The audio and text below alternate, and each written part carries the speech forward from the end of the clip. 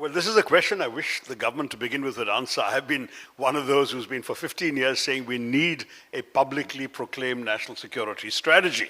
Every country has it. Even the Pakistanis have issued a national security strategy document. But India, as usual, we have and I know there are some distinguished bureaucrats and diplomats in this room, but we seem to have a chronic diplomatic and bureaucratic allergy to tying our hands with any documents, any laws, any international conventions. You've been minister, so you should tell us something why.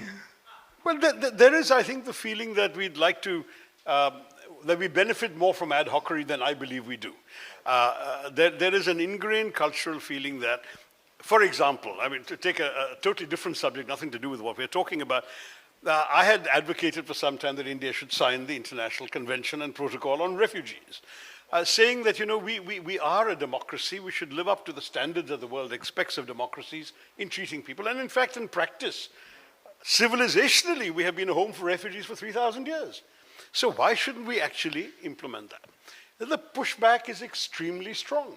There isn't a home minister in either the UPA government or the NDA government that's willing to even contemplate this option.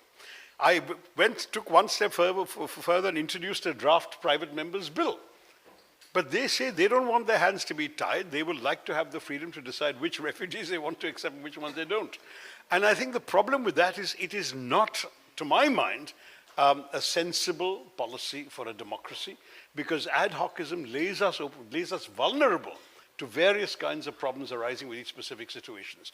If you have a refugee law, a status determination process that determines whether an applicant is a refugee or not, or a class of applicants can be given status or not, you actually have a legal basis you can show the world. Sorry, this group of people we do not consider to be refugees, and therefore we are deporting them. Right now, the ad hocism makes us look very often anything but the kind of democracy that we like to see ourselves as being regarded as in the world. So that's one example.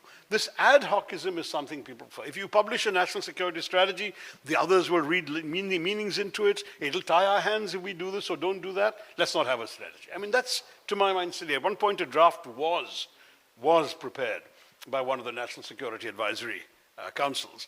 It never saw the light of day. And the truth is that this is an example where if we had a policy, we can say, well, look, this is how we see the world.